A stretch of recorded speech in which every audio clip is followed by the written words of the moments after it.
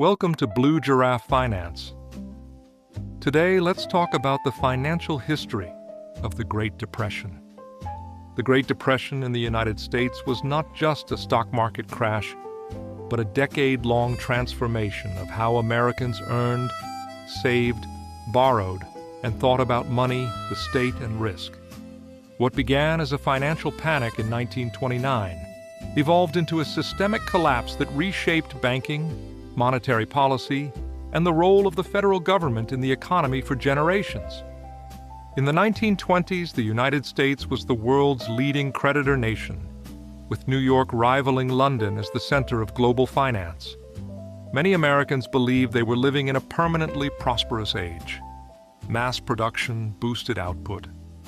Consumer goods like cars and radios spread rapidly, and share prices climbed faster than corporate earnings.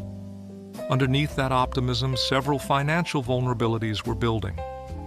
The country remained on the gold standard, which limited the money supply and tied credit conditions to gold flows rather than domestic needs. Banks were numerous, small, and weakly diversified.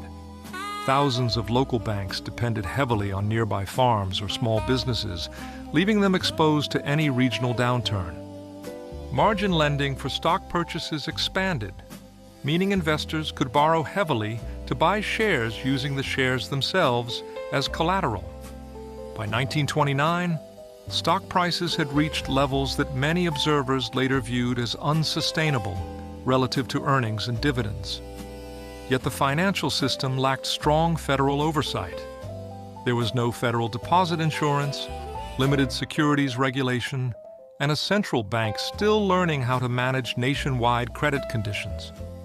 The stage was set for a severe correction to become a systemic crisis.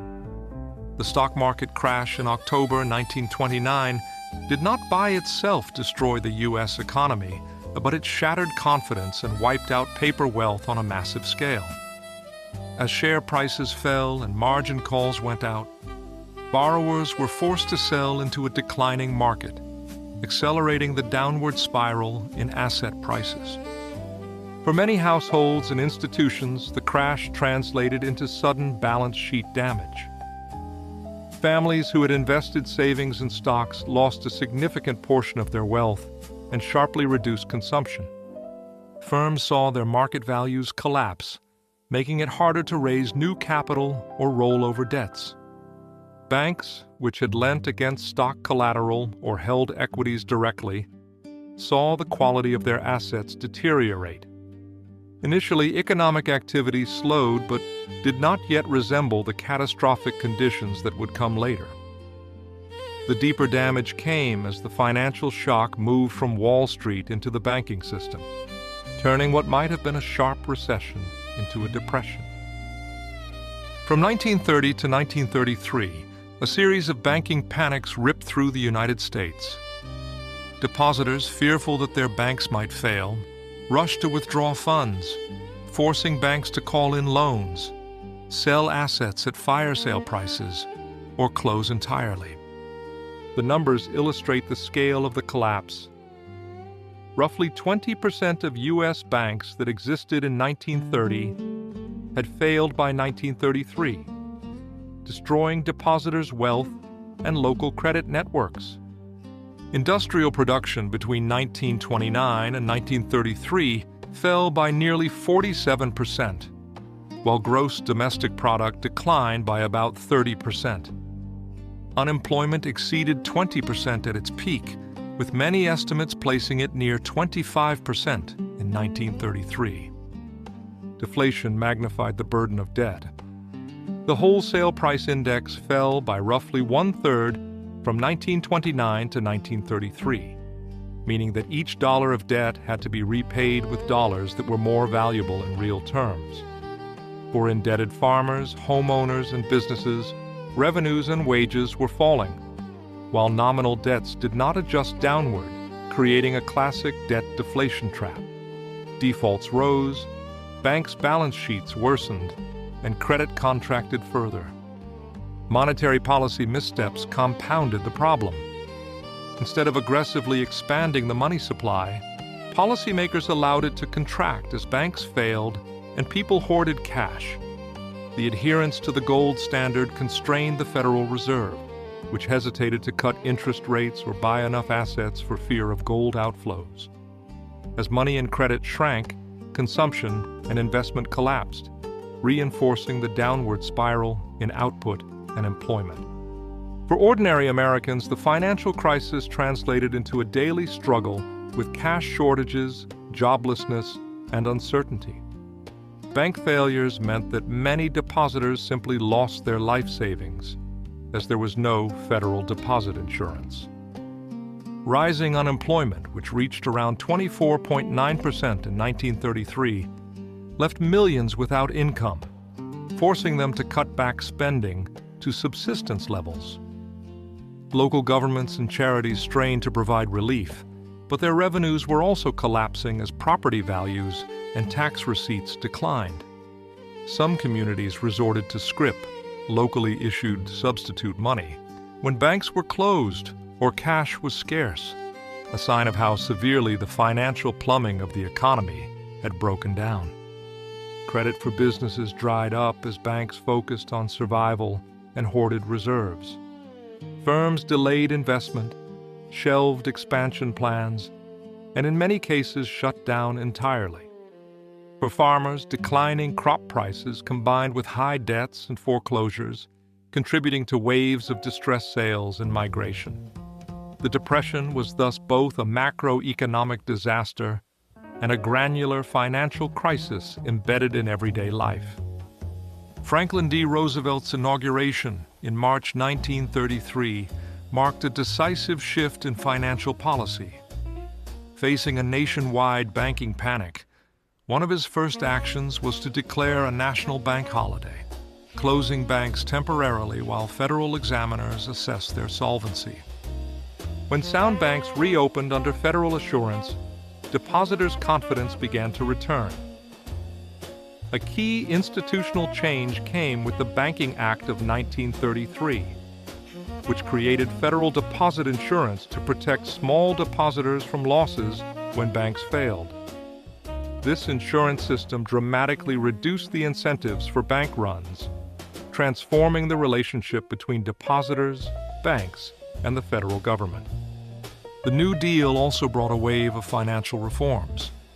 The Glass-Steagall provisions separated commercial banking from investment banking, limiting the ability of deposit-taking banks to engage in speculative securities activities. New securities regulations sought to improve transparency and curb abuses in the stock market, with federal oversight of public offerings and ongoing disclosures. The federal government began to regulate and support key credit markets, including housing finance, through new agencies and programs. These reforms were not just legal changes. They fundamentally shifted expectations. Investors and households came to see the federal government as a backstop for the financial system, reducing the perceived risk of bank deposits and certain types of securities. This new architecture underpinned the partial recovery in credit and output during the mid-1930s, even though full employment remained distant. One of the most consequential financial decisions of the era was the abandonment of the traditional gold standard for domestic transactions. In March 1933, Roosevelt suspended gold convertibility and prohibited the export of gold except with Treasury approval. By April 1933, the United States had effectively left the classical gold standard, delinking the dollar from a fixed quantity of gold for domestic use. Congress followed up with the repeal of gold clauses in public and private contracts on June 5, 1933. These clauses had required repayment in gold or in currency equivalent to a fixed gold value. Eliminating them cleared the way for the government to manage the dollar without being constrained by past promises. The government also gained authority to reduce the gold content of the dollar and adjust its value. Moving away from gold enabled a more expansionary monetary policy. Rapid growth of the money supply in the mid-1930s helped arrest deflation and support a rebound in output. Some economic research has concluded that this monetary expansion, made possible by leaving gold, was a primary driver of recovery, with rising prices easing real debt burdens and encouraging spending. The shift also altered global perceptions of the U.S. financial system. The dollar became less a mere gold claim and more a managed national currency, backed by the federal government's taxing and borrowing power. This was a foundational step toward the modern fiat money system and the eventual role of the dollar as a dominant international reserve asset after World War II. From 1933 to 1937, the U.S. economy recovered significantly from its lowest point, though it did not yet return to pre-Depression full employment. New Deal programs provided work relief, public investment, and support for farmers, while a more expansionary monetary stance increased the money supply and eased credit conditions. Unemployment fell from its mid-Depression peak, and industrial production and GDP grew strongly from their 1933 trough. Bank failures declined sharply, and depositors' trust in the system improved under the shield of deposit insurance and federal regulation. Stocks and other asset prices partially recovered, restoring some household and institutional wealth. But the recovery proved fragile. In 1937, a combination of tighter fiscal and monetary policies contributed to a renewed downturn, sometimes called the Roosevelt Recession. Efforts to reduce deficits and sterilize gold inflows, along with changes in reserve requirements, reduced effective demand and credit growth, triggering another contraction in output and an uptick in unemployment. This episode reinforced a key lesson for policymakers. Withdrawing support too quickly in a still weak financial system can reignite crisis dynamics. The late 1930s recession, though smaller than the earlier collapse, underscored how dependent the economy had become on active management of money, credit, and government spending. It also helped cement the idea that economic stabilization was now a central federal responsibility. The definitive end of Depression-level unemployment came not from domestic policy shifts alone, but from the massive mobilization for World War II. War-related demand for goods, services, and armaments, financed by large federal deficits, pulled the U.S. economy to full employment and beyond by 1941. The financial mechanisms of wartime mobilization were transformative. The federal government issued enormous quantities of bonds, which households, banks, and institutional investors purchased, channeling private savings into public war finance. The Federal Reserve helped maintain low interest rates on government debt, anchoring borrowing costs and supporting the bond market. Taxes rose, but borrowing did the heavy lifting, entrenching the idea that the United States could sustain high levels of federal debt when necessary. Real GDP increased sharply during the war, even though consumer goods were rationed and many households saw constrained private consumption. From a macro perspective, the Depression ended as factories ran at or near capacity. Investment surged in war-related industries, and labor markets tightened dramatically. At the micro level, however, some analyses argue that civilian living standards were still strained by rationing, conscription, and price controls. By the war's end, the federal government had emerged as a dominant economic and financial actor with a vast bond market, powerful monetary tools, and institutionalized mechanisms for managing aggregate demand. The Depression and the war, together, had permanently altered the scale and scope of federal involvement in the economy. The financial legacy of the Great Depression extended deep into the post-war era. Domestically, Congress passed the Employment Act of 1946, which codified the federal government's commitment to pursue maximum employment, production, and purchasing power. This act symbolized a shift from a minimalist state to one expected to stabilize the economy and mitigate large-scale downturns. Regulatory structures born in the 1930s, such as deposit insurance, Glass-Steagall separation, and securities oversight, helped produce several decades without the kind of systemic banking panics that had plagued the early 1930s. Banks operated in a more tightly regulated environment, with capital requirements, activity restrictions, and federal supervision designed to reduce risk-taking and protect depositors. Internationally, the United States played a central role in constructing a new monetary order. Post-war agreements created a system in which currencies were linked to the dollar, and the dollar itself was linked to gold at a fixed rate. This Bretton Woods framework reflected both the abandonment of the old interwar gold standard and the new reality of U.S. financial dominance.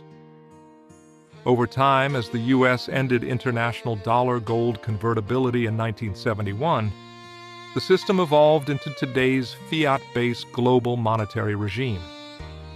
The Depression also reshaped intellectual and political attitudes toward fiscal and monetary policy.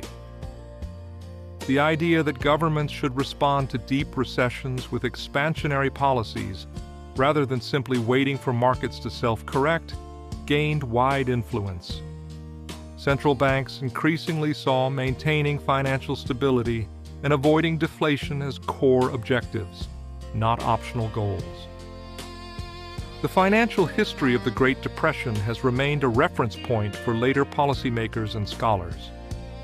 When subsequent downturns occurred, most notably the Great Recession of 2007 to 2009, analysts compared their severity to the 1930s, noting that the earlier collapse had seen GDP fall about 30% and unemployment exceed 20%, while the later episode involved roughly a 4.3% GDP decline and unemployment under 10%. The absence of widespread bank runs and mass deposit losses in later crises was often attributed to the institutional protections created in response to the Depression. At the same time, the Great Depression story continues to inform debates over regulation, central bank independence, and the appropriate scale of government intervention in markets. Some emphasize the dangers of excessive speculation and weak oversight, pointing to the 1920s stock boom and subsequent crash. Others focus on monetary failures and the gold standard's constraints, arguing that timely, aggressive expansion of the money supply could have prevented the worst of the collapse. Still others highlight the role of inequality, international linkages, and political responses in shaping the trajectory of the crisis. For a narrative of American financial history, the Great Depression stands as the moment when a relatively laissez-faire system, anchored in gold and fragmented banking, broke under stress and was rebuilt into a more centralized, regulated, and actively managed regime. The experiences of boom, crash, deflation, and reform in the 1930s continue to influence how Americans understand risk, security, and the responsibilities of both markets and the state in the financial sphere. Thanks for watching. For more great videos, please subscribe to the Blue Giraffe Finance YouTube channel.